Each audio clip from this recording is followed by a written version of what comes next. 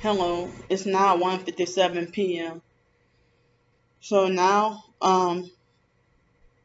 this video I want to talk about my failed Spanish career or my failed doctor career, and I don't think this is going to be very long. So, um, I wanted to say that well, the reason why I have no career is because me being a targeted individual, and so. Oh, and I forgot to mention in a previous video that's currently uploading about how the foster mom used to prophesize that I'm gonna, be grow up to be a prostitute, grow up to be homeless, grow up to be on drugs and stuff like that, and acting like she was cursing my life. So I did a video, called surviving Adrian Felder in the Me Too movement and everything like that. But I don't care. I'm getting the truth out. And so it's difficult to try to forgive after they got you put in this program. I mean, the foster mom never really apologized for what she did, and she never asked for my forgiveness anyway. But all that money she stole from us. And, she would be fake nice if I saw her in 2015 or 2017 and give me $40 and then be like, spend it wisely, you hear?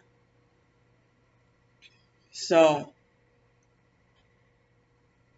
when you stole thousands from me, so, my failed Spanish career, I tried what I could at being successful, and every attempt at success was blocked. And when I was younger, I didn't realize there was a such thing as, selling your soul. And, the idea of the value of your soul and the fact that it would cost more than any money in this world. And so I'm wondering why was I being blacklisted and not allowed to have the same freedoms and rights as everybody else. And then, when I went I tried to go to Costa Rica, and when I was 19 or 20 years old, the foster mom thought she had the authority to restrict me from going.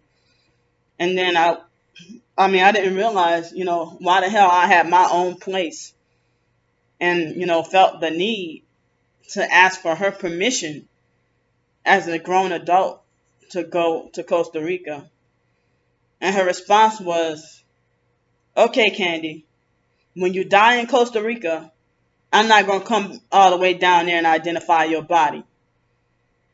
And I said, well, how am I gonna call you when I'm already dead? And then she thought I was being smart ass and disrespectful. So then we got into an argument, and then she's turned around and said, how the hell you gonna call me and you dead? I'm like, well, that's what I just asked you. All right, Candy, get out my house. Give me my house keys. So, I felt discouraged from wanting to be an OBGYN, a doctor, because after the situation that happened, I'm going to keep referring to that initial situation that happened, during my teenage years. After that situation, that's when people start to say, making like as if I don't have the mentality to be a doctor. I don't have the mentality to drive a car, have no business driving a car. And they perked me, and people have perked me and manipulated and played all kinds of psychological games and tried what they could to try to set me up and try to block me from getting a license. And I eventually was able to get my license. And so then, they try to make it like as if I was too crazy, and I guess that they were trying to make it like as if I was too mentally inept to be a doctor. I mean, you see if I'm using the right word. Sorry, but well, y'all did me a favor, because I didn't know that people couldn't breathe wearing a mask. So yeah, I think I'm using the right word. Yeah, so they try to make it like as if I was psychologically and mentally inept, and yeah, I'm crazy and dumb with no sense, retarded. And they're like, well, how are you gonna be a doctor and you do this, or how are you gonna be a doctor and you do that? How are you gonna be a doctor and you can't do this, or how are you gonna be a doctor and you can't do that? So all these doubts. And then the initial thing when I was going to Nichols State University, the initial thing was I was majoring in biology pre-med and had to take remedial courses like remedial English, remedial reading, remedial math, and stuff like that. No, I didn't have to take remedial English, but I had to take some remedial courses. And so because I went straight into English 101. Yeah. So anyway, so then after that, oh, sorry. I mean, I kept on, I was on certain psychiatric medications like trazodone and clonidine, and it's like the pizza face Dr. Wilson, the psychiatrist, she would switch up my medication every visit. And and then she would diagnose me with, she would put me on a certain medication based on how the things that the foster mom told her, lies that she told her about me. And if I'm over 18, why the hell does the foster mom feel the need to sit there with me? And the fake social workers are that fake dyke ass social worker Karen Pierce, freaking had the foster mom, sitting there on my psychiatrist appointments and stuff like that, and psychologists as well. And they oppressed me and, blamed me for all my problems, and, played all kinds of psychological games and treated me like I deserved to be punished. And, there was even no offer or no thought of anybody wanting me to sell my soul, or, maybe because they felt threatened by me and they just figure I knew too much, maybe. But now, the moment I start getting a few little books out, here come Alex Dupree wanting to make an offer to get me off the streets and for good and not be homeless no more, to be a prostitute. Well, I would rather stay living the way I'm living. If that's the only two damn choices in my life, why can't I just get off the streets and be normal? Why do I have to sell out in order to get, why do I have to sell out? I guess they hit you with electronic weapons so badly that they drive you to homelessness that you can't even tolerate being in your own house. and have other kinds of gang stalking and harassment. Once they succeeded at getting you, then, and I wasn't even that aware of that. Now all of a sudden I'm homeless on the streets, can't get a job nowhere, can't get a place to live nowhere. So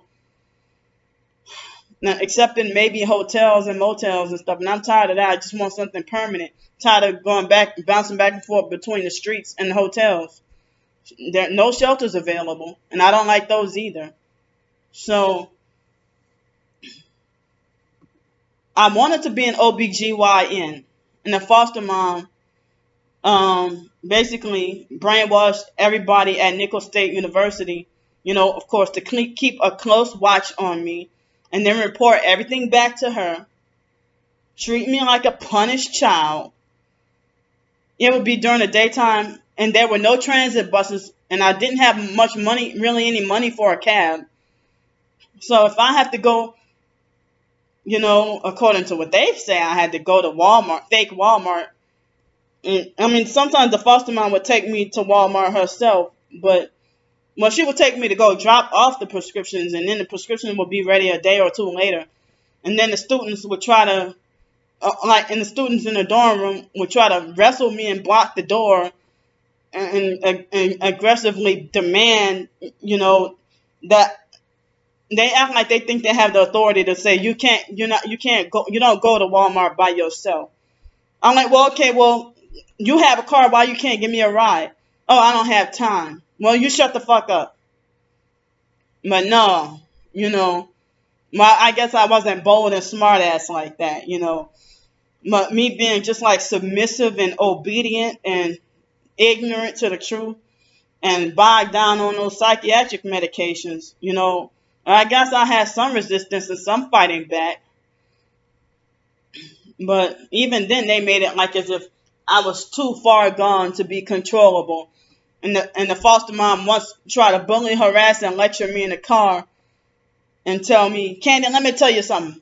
You at the max of your medication. And, she tried to make it like as if I was put on any higher dosage of strength of medication that it could kill me, basically. I remember that phone conversation I overheard my junior year in high school with that lady named Miss Jacqueline Harris. I think her last name was Jackie Harrison from the fake IDMR cult. And she was gossiping and discussing on the phone with her.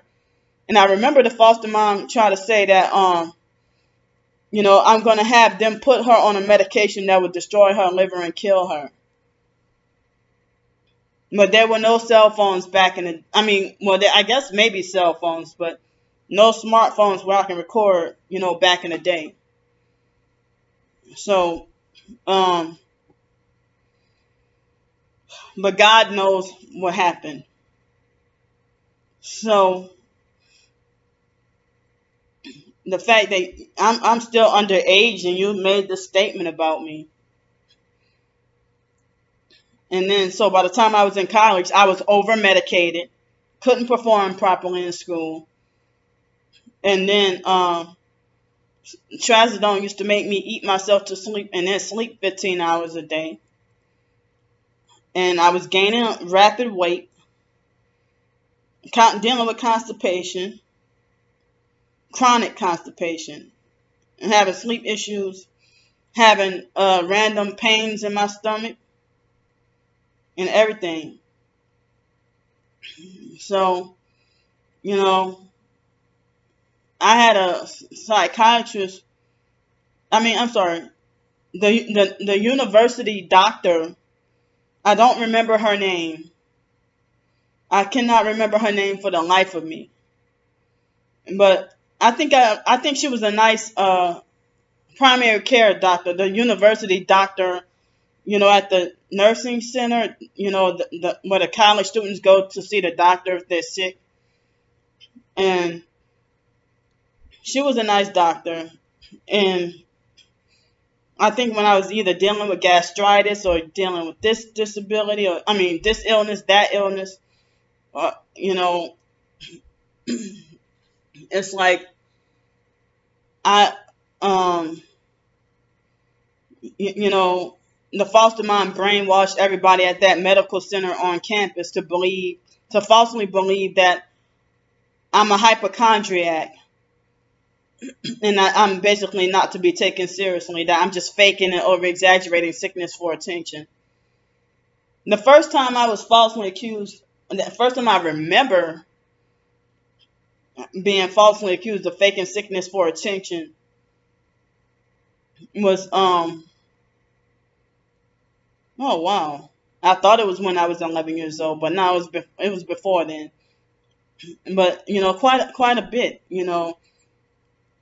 So a lot of stomach aches and headaches and certain aches and pains or whatever illness you're feeling. Some people say that that's due to PTSD and suffering and trauma and stuff. But they had this lady. Now I remember her name, Duenna, Duenna, or is it Duena? Poche, Poche, was a white lady. She was a nurse, and she tried to make a mockery of the idea of me feeling the need to come to the doctor every day. And I'm like, I wasn't like, she over exaggerated and falsely accused me of trying to come to the doctor every day. Excuse me. And that wasn't really true, So then I made the sudden decision to, because when she did that, made me, switch my mind about trying to struggle to fight to be an OBGYN. So I switched my major to a few different things off and on. And each time I tried something, somebody always had something to say about it. Those students who cared nothing about me but act like they thought they had all forms of authority and control over my life decisions, and then cared nothing about me. And then in 2006, I went into a depression. The fact that they would reject or block me during the MySpace days. And I'm like, well, I had to live my life according to the way you wanted me to, and now you block me as a friend on MySpace, So I would go into a depression and have increased unwanted intrusive thoughts about that. And so those kids didn't care about me. Well, we were very young adults, But I would try to go to class, to school, my classes, and the students would do the same thing, or I would try to go out to lunch. They act like they thought they had the authority to restrict me from leaving the building, and the dorm building. And they think because I have a Walmart bag, which I use for either my school bag or my purse. I use it like a school bag or a purse. The little dollar Walmart bags or dollar grocery store bags that's reusable. And then they would try to wrestle me down. I'm trying to go to my classes. And so so that lady, Duenna Poche, she was the ultimate reason why I switched my mind about wanting to be an OBGYN doctor. So it's like, what's the point of me wanting to be a doctor if I'm falsely accused of faking sickness for attention and falsely accused of being a hypochondriac? If and then I would have moments where I would pass out on the sidewalk, and the dean of student services over exaggerate and try to send me into her office and bully, harass, and lecture me, and over exaggerated and falsely accused me of purposely passing out on the street, in the middle of the street, for attention, which didn't happen. I mean, I passed out on a sidewalk, and and so then medical personnel would do stuff like I would be like, and even nowadays, if I might have feeling a certain way or a week or passing out or something, and then they rough handle and jerk me around and abuse me and sling me in a wheelchair and just treat me awful. And the foster mom will have it pre-planned that everybody should treat me like treat me with a certain kind of abuse and falsely accuse me of over exaggerating and faking sickness. When you over exaggerated and lied, whoever falsely accused me of purposely passing out on the street and throwing a temper tantrum for attention for no reason at all. I mean, I probably, pretty much because what happened. You know how sometimes people will have a panic attack and then pass out or faint or something, or have an anxiety attack or whatever, because um, I was never educated, about online scams and stuff like that. And do y'all remember? I think it was called Columbia House music CDs, where they make it like you can buy Mariah Carey CD for 1 cent, and if you make this subscription and stuff like that. But I didn't know, and so the foster mom would have to. I mean, she didn't really give me the ropes about life, or never really taught us anything. Just left us to be ignorant, and then yelled at us when we made a mistake. So,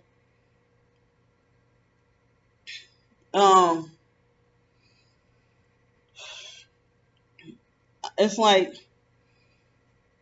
so then, I switched to like special education. Then I switched my major to like general studies. No, I'm sorry, special education, then art, then general studies. And then this girl who was younger than me, who thought she had authority over me, she was a fake slutty whore too. Her name was Simone Barton. And she was a narcissistic abuser who was a fucking spoiled ass child that her mom worshipped her enough to come drive to see her every day. And, she also was like praised and favored by everybody. So, Simone, she, tried to tell me, oh, that's not unrealistic goal, Candy. Talking about, me trying to figure maybe I can do some, art, major in art, and then do graphic design. Because originally, the foster mom, my college that I wanted to go to was LSU in Baton Rouge. I didn't want to go to Nichols, and I didn't want to go to SUNO. That old ignorant project, ghetto, fake, satanic ass SUNO. That was like another Delgado or something. And so, Southern University of New Orleans, no, I did not want to go there because I knew I would be abused, bullied, and perped. And I had some abuse, bullying, and perping at UNO, University of New Orleans. But people were overall more civilized and stayed to themselves and minded their own business. I didn't have ignorant, project, ghetto, messy people, invading my personal business, trying to dictate my life and everything. People putting a close watch on me on UNO's campus. I didn't really have people doing that to me. People, even though I had some mean students to deal with, But funny, once I left Nichols and I took a break, because I had to withdraw from excessive absences from,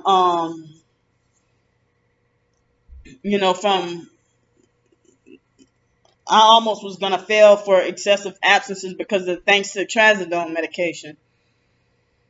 So, making me oversleep and stuff like that. So,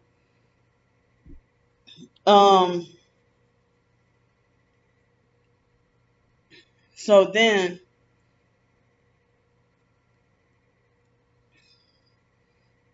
that summer I went to UNO, and before I left Nichols, I switched. There was no Spanish major, but then I ended up majoring in general studies. And and the foster mom with the art thing, the foster mom was like, "You're not artistic. What can you draw?"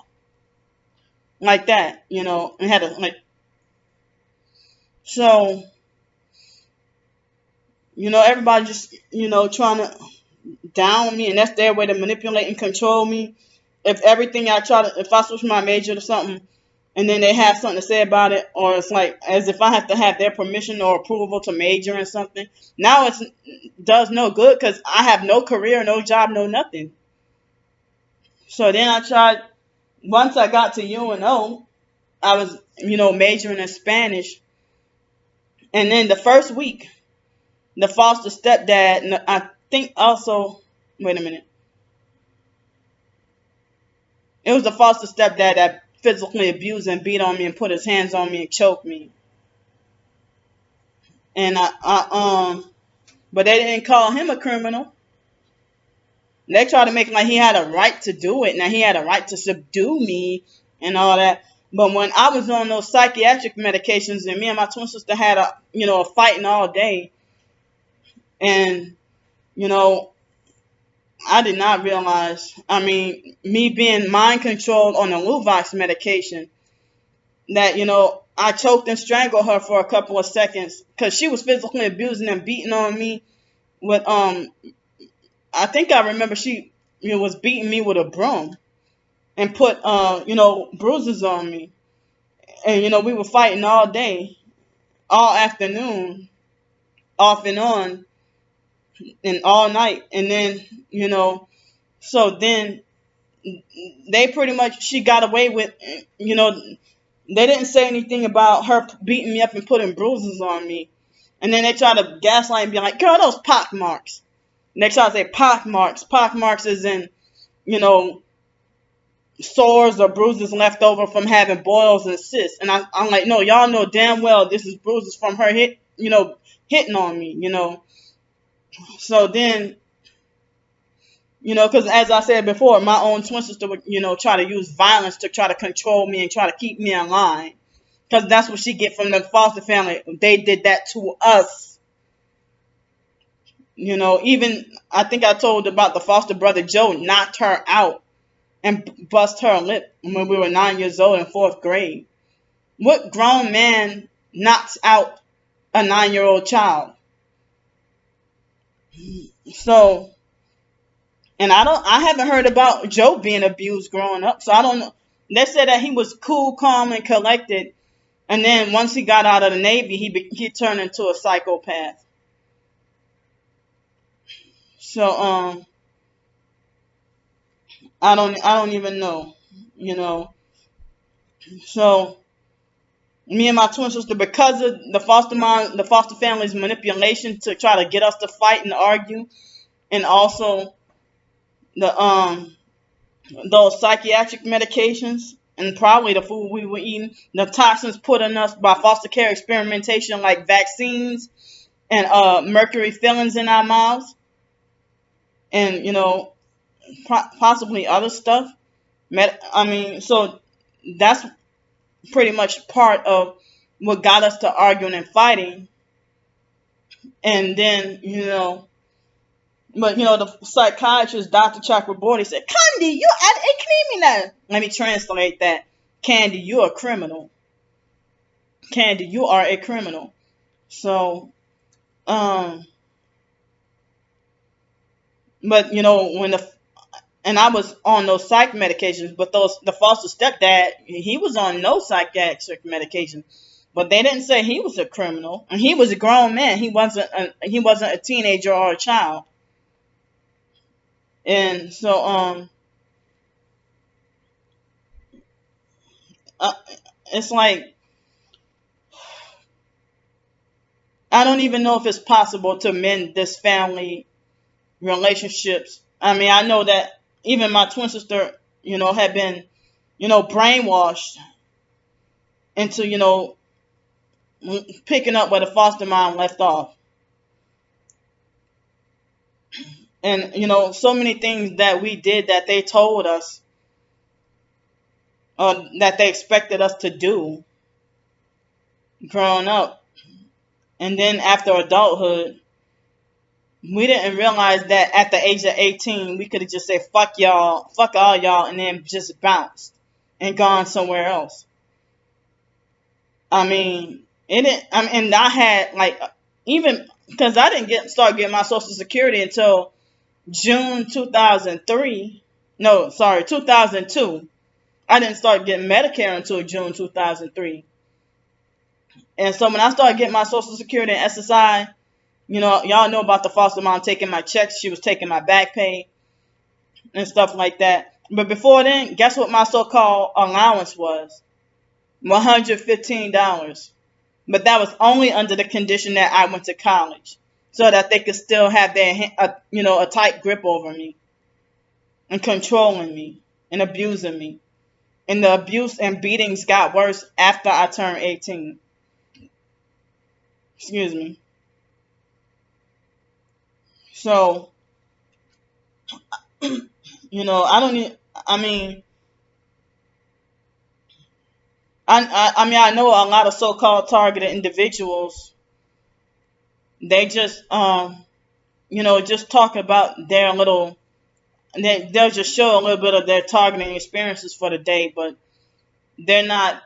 And they don't have to, But it's made to look like I'm the fool for quote unquote just telling all my business, which is not what I'm trying to do. And I'm not just trying to tell all my business for attention, but it's only considered telling all your business because it's seen as negative. If I had a whole bunch of positive stuff to say, then they'd be like, oh, look at her. She's such a narcissist. Look at her. Always talking about herself. Always talking about something like if I would talk about such great trips I had, if that were to happen, But I haven't been on such great trips because, digital nomads and stuff like that seem like they're being a solo traveler. They have nothing but positive experiences. And the only thing that's bad about what they experience is if they just talk about how if they're living in China or Japan and, they don't like how the fish tasted or something like that. Or if they don't like how the rice tasted or something, But they're not going to blog about having an argument with the waitress or something like that, like a targeted individual would, and have to document such thing. So,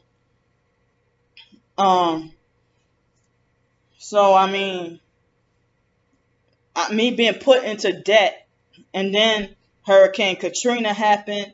I nearly failed. And then 2006, after coming back from Milwaukee after Katrina, the end of 2005, then I didn't know who else to live with but the foster mom's house. And then the abuse got even worse. But Joe wasn't there. But they didn't really put their hands on me, but it's more psychological and mental abuse and playing all kinds of psychological games. Foster mom, I'm gonna admit it because I know that I'm not guilty. So the foster mom and the foster sister Shelly tried to brainwash. Now they didn't say that I molested their grandkid. Like Shelly never said I molested Alex or Ryan, but they want to pit me against the foster boys, Nick and Richard, and lie and say that wait till long after Nick and Richard are gone. So the foster mom, me and the foster mom get into an argument, and the foster mom use it against me and throw it in my face and lie on me, saying that Nick and Richard said that I molested them. But it's like, well, she didn't even say how, So her trying to use that to try to keep me in line or try to make me scared and stuff like that. And then she allowed and encouraged the foster boy James to put his hands on me. Not Joni's brother James, but the other foster boy James. But and the foster boy James was as young as 15 years old and allowed to do what the fuck he wanted without. The foster mom acting like she idolized and worshipped that foster boy James, and I didn't understand. He was allowed to come and go as he pleases. He was allowed to get a job. He got fired from McDonald's for cursing the manager out, and then was able to work at rallies like the very next week, and still keep a job. They were hardcore kissing his ass and worshiping him, and then Me and the foster mom got into an argument 2 days before me and my twin sister's birthday, but I was by myself, not with my twin sister.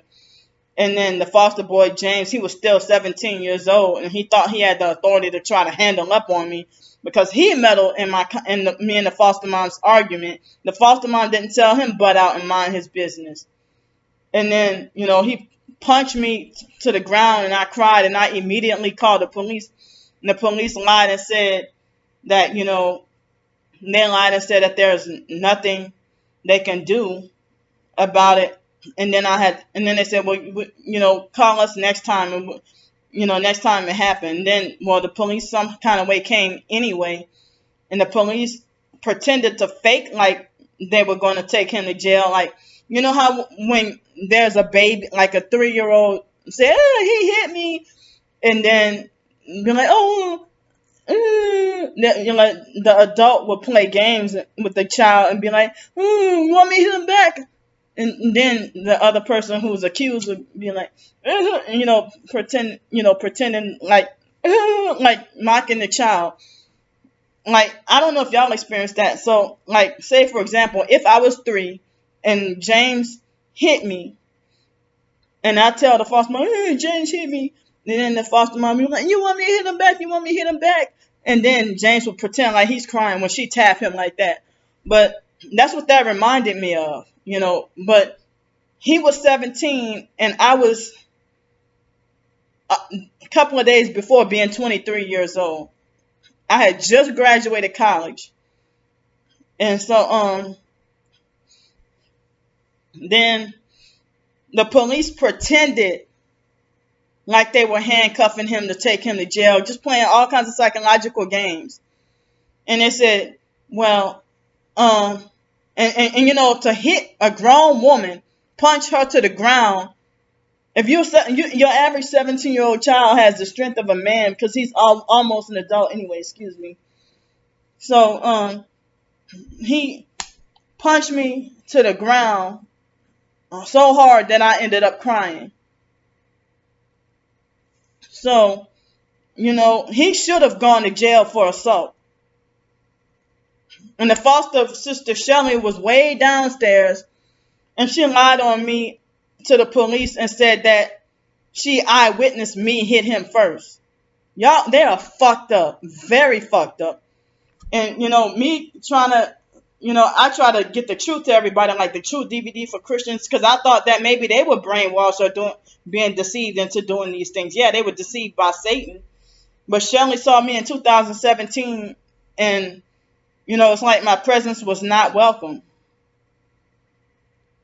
And she's act like she had this super jealous look on her face, But,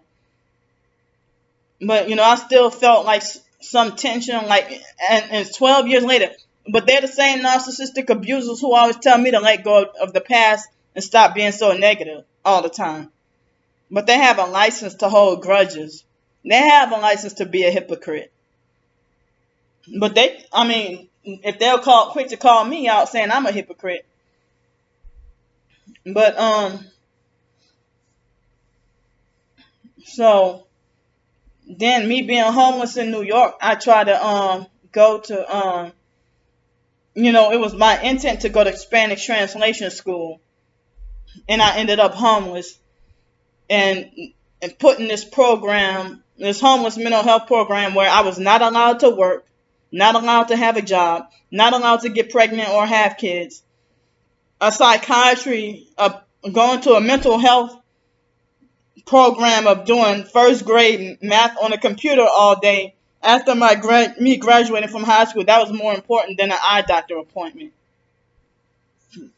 So trying to tell me the eye appointment can wait. So they act like they try to force me against my will to hardcore worship psychiatry and mental health before anything.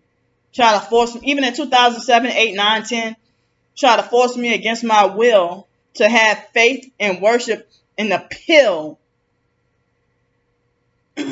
So that lady, Allison Dundee at New York University, when I tried to take the test to get into the Spanish take the test to for the get into the Spanish translation program. She perked me and abused me over the computer and over the phone and played all kinds of psychological games. Her name is Allison Dundee, and what she did was she waited when I asked for a copy of the test, and I think I paid for it too. I don't remember how much I paid for it. And then I asked her for the test, and then she purposely never sent me the test. And then I asked her for the test again and said I never received the test. And then she yelled at me and went off on me, and then try to play psych games and laugh at me, and then hung up in my face, and then try to deliberately force me. She sent me a harder test to take on purpose. I'm like, well, you blaming me for something that's not even my fault. And so she made it like as if I failed the actual later test that she gave me, and made it like I failed the test. And then because when I took the Spanish translation courses in Milwaukee, there was some reasons why I couldn't stay in Milwaukee, but they had a whole Spanish translation program, and they had a Spanish professor who was a white lady, and she told me that I'm pretty good with translating and interpreting, but I just need more confidence in myself, and then I can perform better. But how am I supposed to have more confidence than everybody just putting me down everywhere I go, telling me you don't have the mentality to do this, you can't do that, and stuff, just talking down to me and saying you'll never make it and stuff. But she was, giving me some encouragement. But then after a while, she started perping me. And, if I ask questions or need help, she would avoid me and walk off. Like the professor that at UNO and Nichols, how they treated me. Ignore me and walk off and try to hurry up and, if they're in their office hours, and then they lie and say that, they'll try to lie and say that they're busy or something like that. But you're in your office hours. Like, how are you too busy to talk to me and for me to come and ask questions? So it's like they wanted me to fail in life. And so the reason why I couldn't stay in Milwaukee, because of, unstable living, and that's a whole different video. And my own nephew and my brother and my nephew's baby mama and children were perping me. Stepchildren and children were perping me. Then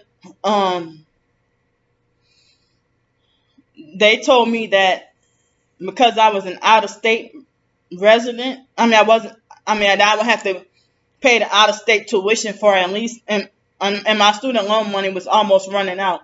But I had to pay out-of-state tuition for at least a whole year and live there a whole year in order to get residency. And then after I got the residency, that's when I had to, not have to pay out-of-state tuition. But I'm surprised that they didn't waive that because of Hurricane Katrina and extenuating circumstances. And so, but that was the living situation and out-of-state tuition was the reasons why I couldn't stay in Milwaukee. Plus, how the hell you got to go to college and family members abusing and perping you and just intentionally putting you through all kinds of crises. And they're so sociopathic and psychopathic that, the serious things that they try to set you up with, and, it doesn't really faze them. So,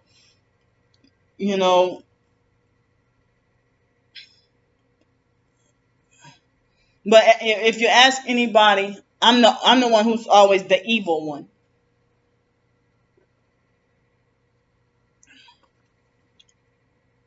Yeah, I think twice, 2007 and 2009, I tried again. I tried, with the Spanish translation program. But I think even if I would have stayed in Milwaukee, I think that, me being targeted, but I didn't know then about targeted individuals or gang stalker or anything. I think that some setup would have happened where I probably wouldn't have even made it. Because I also was definitely being heavily gang stalked there and didn't realize it. And I remember when I was trying to get into UWN, University of Milwaukee at Wisconsin, they had this mean black lady. I don't remember exactly what she did, but I sat in her office, and she was being oppressive and psychologically and mentally and verbally abusive towards me, being a narcissistic abuser. So it's like people have all these traps and snares and setups, and just never gave me a chance in life. And then growing up, I had to hear people talk about, I never heard this expression until my senior year in high school. And people used to tell me, it's not what you know, but it's who you know. And I didn't get it. But yeah, Masonic connections is the who you know to get you success in life.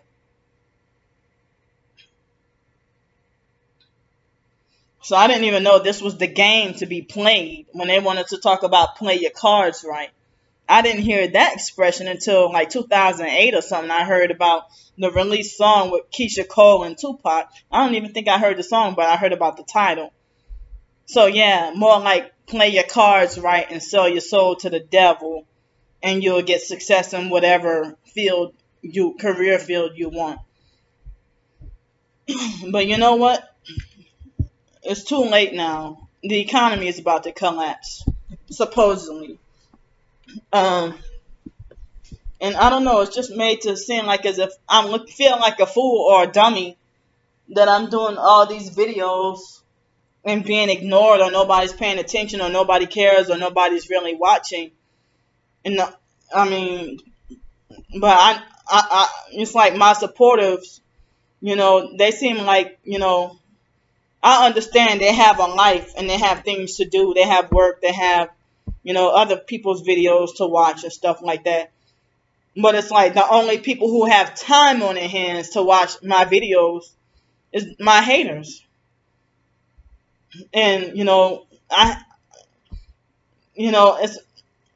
it's like they'll just judge with thumbs down. And, of course, if I got you blocked, you can't comment, because you're not going to try to make a comment rude enough and abusive enough that you want to try to drive me to the mental hospital or try to drive me to commit suicide. Y'all some wicked bastards. So the foster mom didn't even, make any offers or any deals with me to try to get me to sell out. But the foster mom, she would be the type of person that if Brandy would have come home and be like, well, Mom, guess what? I sold my soul to the devil. Or, well, I made a deal. And the foster mom would probably get mad. Brandy, what you doing? And then get mad and smack her around and beat her, give her a brutal beating or whatever. But I mean, how you're going to front like you're against the devil when you sold out? The foster mom herself has sold out. I mean, I'm just using that as an example. If my twin sister didn't do that, but I'm just using that as an example. Or even if I did, or even the foster sister Joni, we would have got beat down if we would have came home and be like, Mom, guess what? I sold my soul to the devil. But I wouldn't dare do that, because even the fake IDMR cult, they try to act like as if they are against the devil. But then they had us secretly worshiping the devil without us even realizing it. If you do some deep digging and researching on the fake Institute of Divine Metaphysical Research cult, the IDMR cult, I didn't even know that was considered devil worship. But it's like worshiping the devil by another name, and an antichrist. And they were not shy about being against Jesus Christ. So, I mean, the foster mom had me blackballed just so. I mean, I guess what? I never in the first place asked for or wanted to sign up to be on Social Security, enslaved to Social Security and SSI for for the rest of my life. When the foster mom had the deal sealed, to say that you're gonna wind up having plenty of days to be broke. Excuse me. So I'm gonna end up having plenty of days to be broke. Yeah. Going many years in my life not even being able to see as much as $750. And then once I moved to LA, still never getting to have over $1,000 a month. And still, now it's January and my income is $814 total.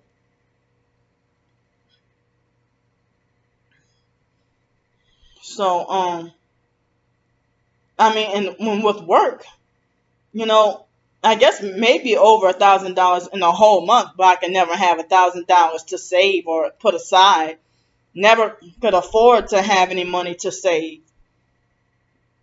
So,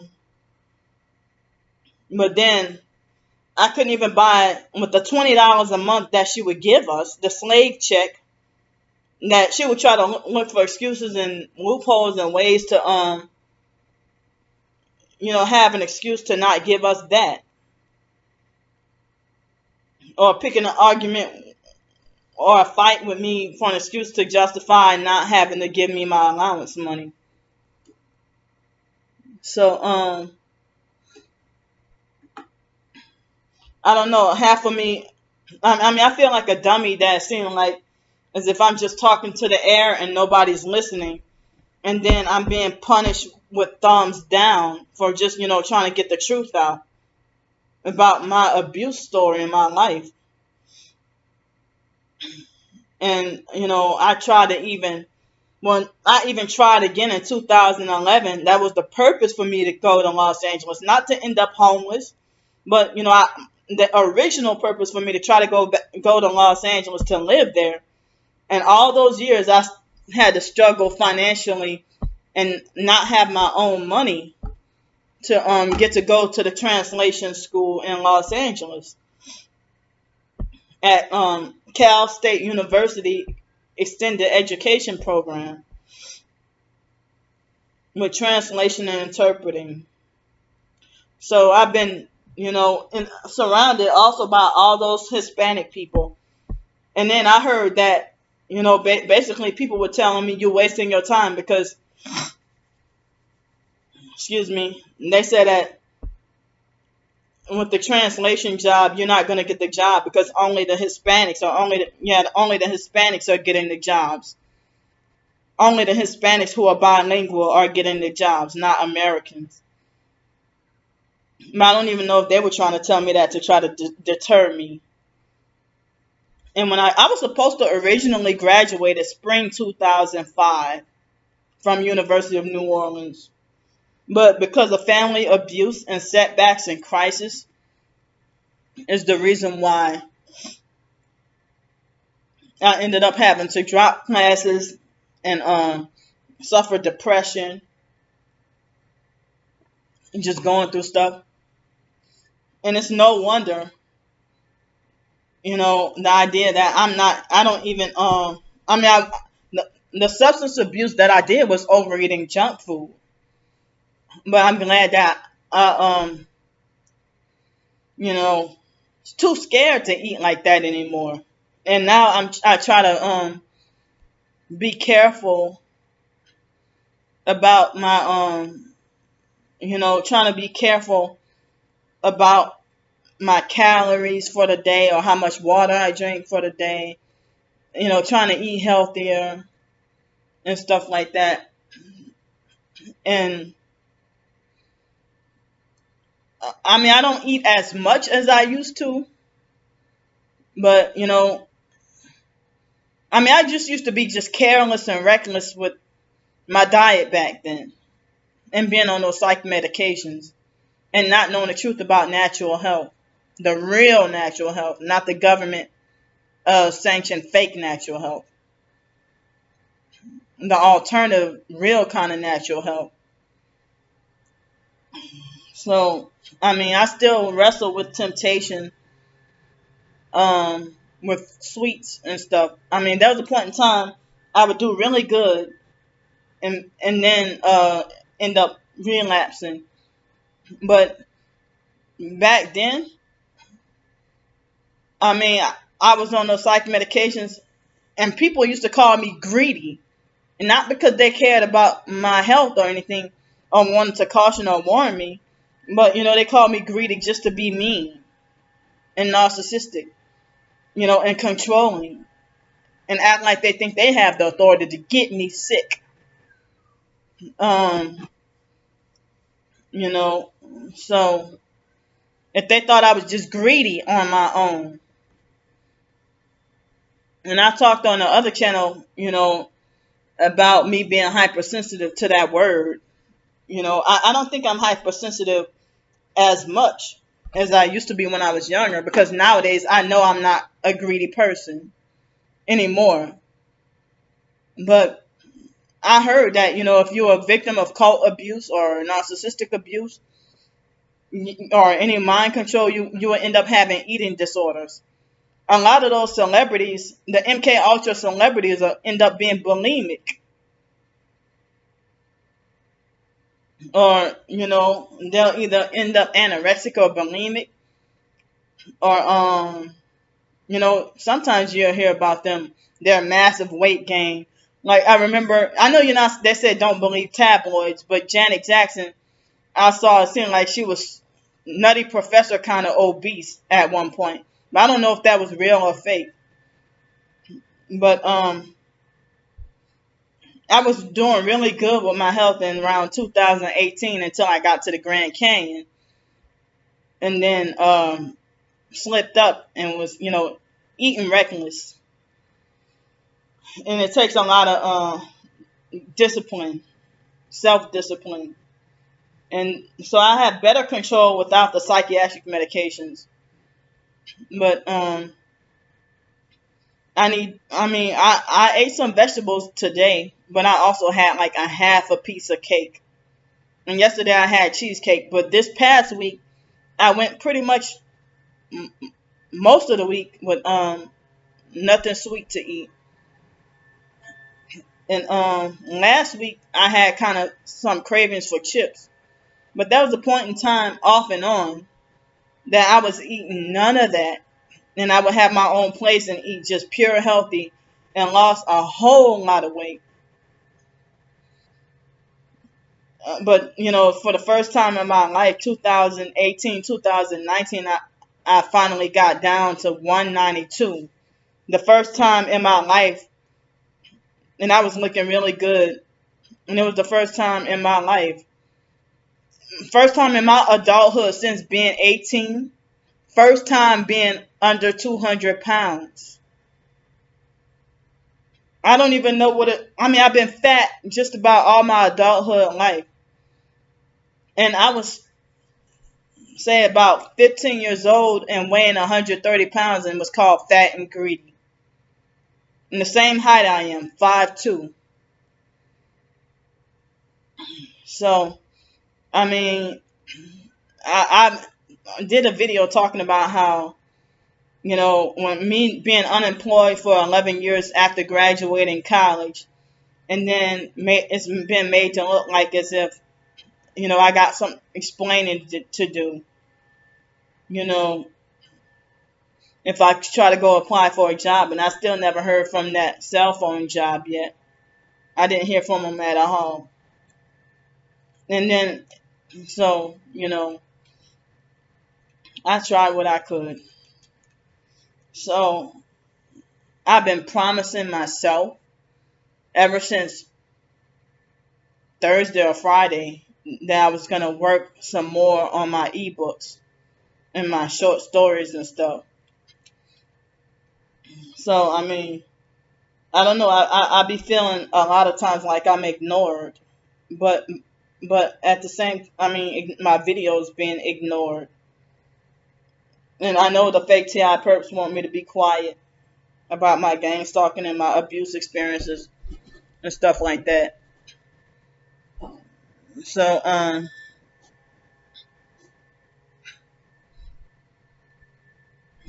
I didn't realize this is the key to success. The key to earthly success is selling your soul. If you haven't, don't do it. So, you know, I guess I have to die a poor homeless Christian. A poor homeless Christian. I have to die a poor homeless Christian. But at the same time, I even honestly with myself, I don't feel like all my sins are washed clean. That I know I have spots and blemishes and stains, on my garment that I'm trying to, you know, that I'm trying to, I'm trying to clear up, you know. So I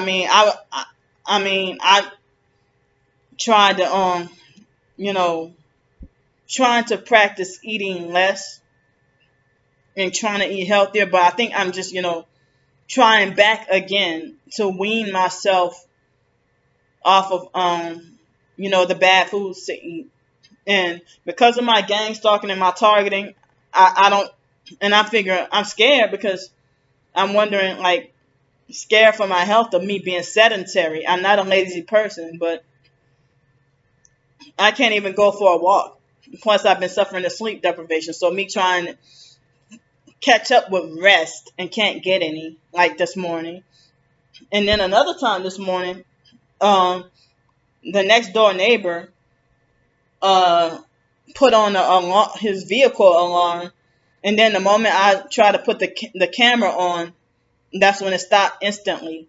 Plus, he went in and slammed the door, and kept slamming the vehicle door, and then slammed his room door. And I see him like once every few days, and he only comes during the day. But I guess he has a partner that has the little red car. That's the guy with the Ford Escape. And then he seems weird. But so he seems weird, so that's how I know he's a perp. Plus, you know, I heard 3 times the ambulance sirens. That you hear once or twice, like, and then it stopped. I'm like, I knew they did that just to freaking harass me. I'm like, wow, really? I really must be important. So Alex Dupree act like the foster mom Adrian Felder, but then he has a lot of things similar to her. But even though I still don't know him all that well, but the things I've seen about him, similar to her. But then this is the bastard who act like he wanted, you know, for me to sell out and become a prostitute and a lady of the night and a perp and stuff. And the perps brag and laugh about succeeding at, getting the whole TI community to turn against me. And they waited till after they turned the whole community against me, and then they decided that they wanted to try to make me offers to sell out. So they were trying that online before Alex. So when Alex told the police to keep a close watch on me, um, to watch my every move, and then that the police officers acting an asshole towards me, and then the police officer he looked around up and down and all in circles, and then asked me for my phone number, and me sitting here feeling like I was obligated to give him my phone number because he was a cop. I mean, and then me being too honest to lie and say I don't have a phone. Alex never tried to call me. But then, some months later, I was wondering how the fuck did Alex find my YouTube and my blog. And he found this channel and started harassing me as well. But he made that one harassing comment, calling himself an infraguard stalker. And they work too hard for the devil. And I mean, people would rather work too hard for the devil willingly rather than working so hard for Jesus. I mean, a lot of people who call themselves, including me, trying to work at it though, trying to be, more dedicated, working on trying to serve Jesus more and try to be more like Jesus every day, trying to. But, these people willfully, hardcore work for the devil and proud of it. And I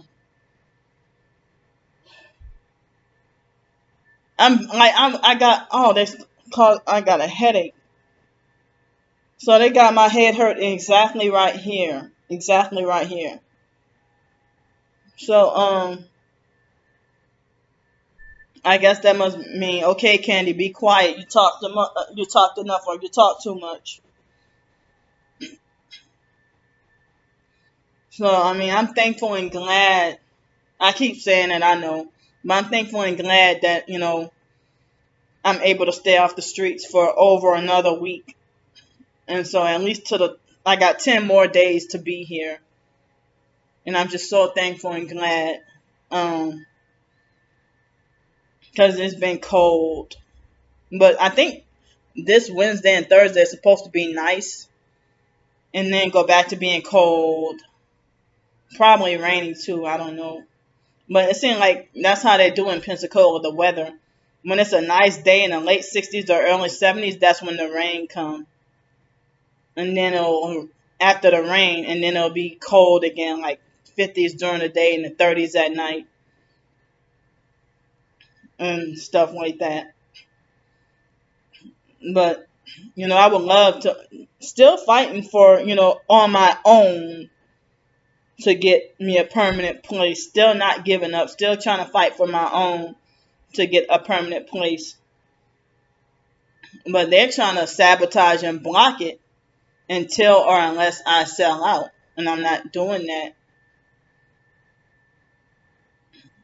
And, I heard that sometimes I saw that exposed gang stalking website, and I'm wondering, well, what's the point of selling out? Oh, so that you can pretty much just go to hell too.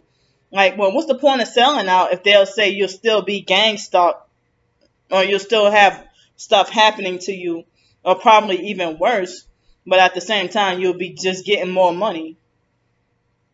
But I'm not gonna become anything that they want me to be. If they want me to be a lady of the night sexually servicing people, and then they keep all my money, or if I would have become a singer, a famous singer or something like that, I don't have any talent.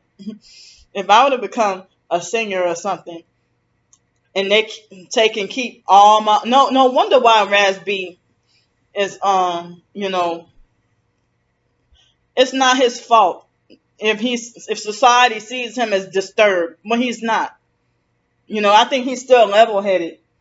But he said that, basically that he was even exposing the Illuminati and exposing Rick Ross, exposing Bishop Eddie Long and all them. And so, they try to make it like his mom, well, I don't know if it was true or false, but they try to make it like his mom was a drug addict and crazy. And an alcoholic or whatever, something like that. But Chris Stokes took advantage of Raz B his mom, and had waited till she was under the influence and manipulated her into signing papers, and while Chris took all control over him, and then was abusing and molesting him and the other B2K boys, and then you take my soul and don't give me the money that's due to me. Now I'm talking about as if basically that's what the boys were trying to say. And J Boog seeing like if you saw that some of the documentary in 2007 that they were supposed to do their reality show, J Boog, you would have thought he was fucking crazy with a temper. He had a temper. You would have thought he was crazy, really crazy. But I heard everyone except, Omarion. The other three was said to have like some psychological problems. Even Lil Fizz, but they didn't want to come out and admit it. But Omarion was basically the only one who they try to make like he was mentally level headed. But at the same time, Omarion was the one who freaking fully sold out and went through the initiation. And now he acting like he's unbothered, like as if he's good. But nigga, you sold your freaking soul. You sold out hardcore. And I mean, and people want to try to say that Omarion never was touched by Chris Stokes or that his mom was so protective. Well, if J Boog, they try to make, I'm gonna say J Boog was molested by Omarion's mom. I'm not gonna say that he smashed her, that he had sex with her. He was molested. He was raped by her too, too young to consent. So they try to make it like it was betrayal or whatever. But if J Boog was manipulated and forced, and I heard that that Taz lady, Katrina Askew who they call Taz, she was brutally abusive and physically abusing and beating on even immature and IMX or whatever they want to call themselves. And I mean, why would I want to join the Hollywood entertainment industry if you're gonna have me sell my soul? And I've heard that these celebrities, these flashy black rappers, and even the white ones, rappers, period. And the flashy rappers, excuse me, it's like they don't. I heard that when they sell their soul, they have to take out a big advance, like cash advance or something. And everything that they spend their money on is controlled and watched.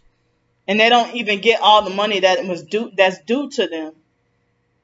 And they only get crumbs. But then, them riding around, showing off, have the video vixens swinging their booties in the video.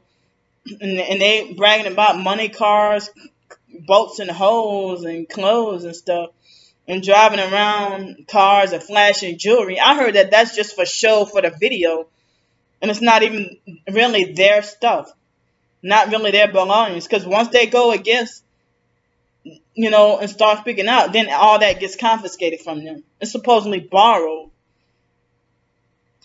So, you're not even rich like that. So, what's the point of even selling out? But I guess, they show, these big, beautiful houses and super clean neighborhoods and everything. And with swimming pools and like, you'd be like, oh, wow, So, and the celebrities are hardly ever home at their so-called borrowed houses, and then you end up, they end up being overseas a lot or traveling or touring a lot, hardly ever home, and then it's that you can't even get all the money after selling your soul. You just tricked and don't even get all the money that you were falsely promised. And I don't even know how I would act. The fact that parents are selling their children's soul to the devil. I mean, Aaliyah didn't sell her soul. Her parent, go after her, no, not her dad, because her dad, go after her mom, Diane, and her uncle Barry Hankerson. They sold her soul for money. Or sometimes, like Jaguar Wright say, that the parents are kept in the dark and not even receiving a heads up what happens to their kids and taken into the room and manipulated and brainwashed and abused and sexually and whatever, while the parents can be in a different room, not knowing, after they sign a contract, and then ritually abuse the child. I mean, Rihanna was an underage child when she was forced against her will to sign that contract, and she didn't want to sign it. And Jay-Z, threatened to throw her out the window if she didn't sign a contract. So now Rihanna, they say, last I heard, she was a higher level witch than her Beyonce. So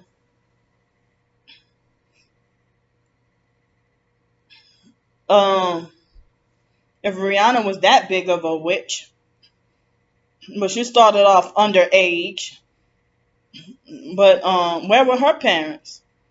But she was already MK Ultra. I heard that her dad would physically abuse and beat on her mom, and the same thing with Chris Brown.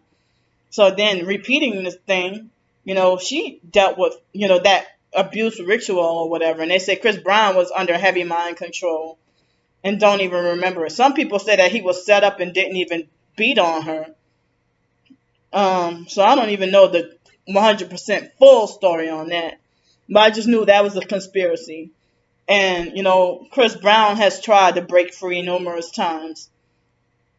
But they'll try to make it like as if children that they willingly want to be excited to go to Hollywood and become a star.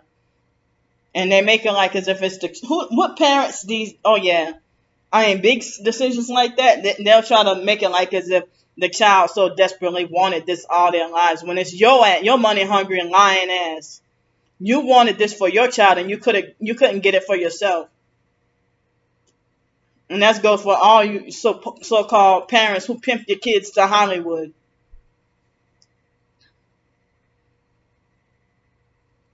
So so what's the point of selling your soul to the devil if you what's the point of selling out if you don't even get all your money that you're supposed to be entitled to? Left Eye from TLC mentioned about that too. And Raz B, well, the B2K guys, they didn't even, I mean, a lot of these celebrities being pimped. But people like whore Beyonce can freaking criminally, illegally, and undeservingly own everything and have all this much power and control. Witchcraft. But Left Eye from TLC, I mean, if they sold their soul to the devil, Grammy winners and everything, excuse me, why would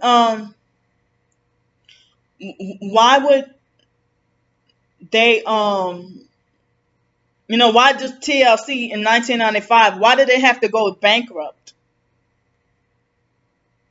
Why did TLC have to go bankrupt? Why do you hear about people like R. Kelly too, Fantasia, certain celebrities? I do know Fantasia, and I can't think of other people who've had their homes foreclosed on. Celebrities who get in trouble for, supposed tax evasion. And I think Ronald Isley been locked up for years. I don't know if he's out now. I think even Wesley Snipes got in trouble for tax evasion or something like that. Even Lauryn Hill. I mean, I'm pretty sure some of y'all know about Lauryn Hill's story. She tried to break free, and then they were able to get her back. So, I mean, this is a big deal to me and a big thing to me, and somebody's gonna freaking hear me. Somebody's gonna listen to me. And I wish that YouTube would do something about my unfair thumbs down, at least a minimum of between 3 and 12 thumbs down on every video. Like some videos of me exposing my gang stalking, I get 5 thumbs down and 0 thumbs up. I don't see other professed targeted individuals being treated like that. I'm going to say it again. So, now I'm trying to have a different outlook and, you know, trying to not be discouraged and try to just, keep putting the truth out there, keep putting my videos out there, even if nobody's listening. Because it seems like YouTube, I mean, I know with the increased censorship and people getting tired of it, YouTube seems like a ghost town right now. People aren't even uploading as many videos anymore. Um, and I still don't see that much activity on BitChute. It's popular fake truthers with a large following on BitChute. So, and it's kind of harder to upload videos on BitChute anyway. It's a little bit more difficult and time consuming. So, I think I'm done with this topic right here. I went off on my own talk and then, talking about the celebrities because this is relevant right now because the idea that this is what they're trying to get me to do. They're trying to make me shut up and they're trying to make me sell out, and I'm not going to. And I have to expect to not get any fame or any power over my ebooks, but just sharing my ebooks and short stories for, education and truth and, you know, and more like an example of, how everything works. But, me being largely ignored by everybody while I'm trying to get the truth out is supposed to make me look like a fool or a crazy person, or a dummy. That, oh, ain't nobody listen to her. She's just making a fool out of herself. But,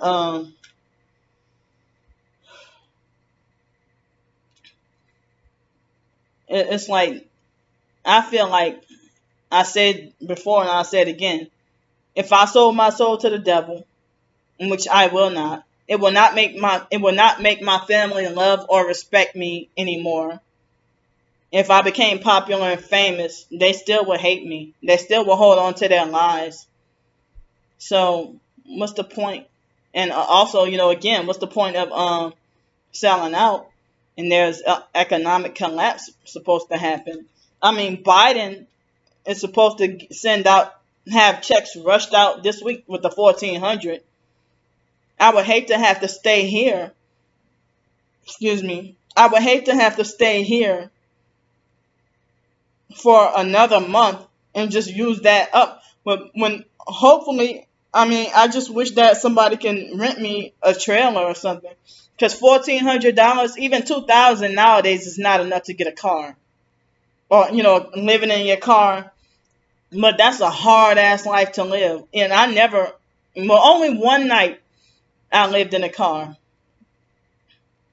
But I'm wondering what would have happened if I would have took my Hyundai Elantra, if I would have took that, drove to New York rather than leaving the car behind and going to fly.